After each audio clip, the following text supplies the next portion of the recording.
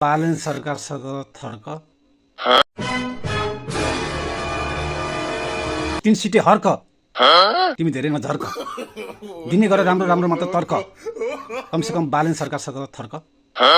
यदि तिमी राजनीति गर्न आउँदैन भने खुर्क नधर्म फर्क तिमीहरूको संसद पद तिमीहरू खिच तँ खिच गएँ म ल गएँ गरी खाऊ तिमीहरू ल म चाहिँदैन तिमीहरूको संसद पद तिमीहरू खिच गएँ बाई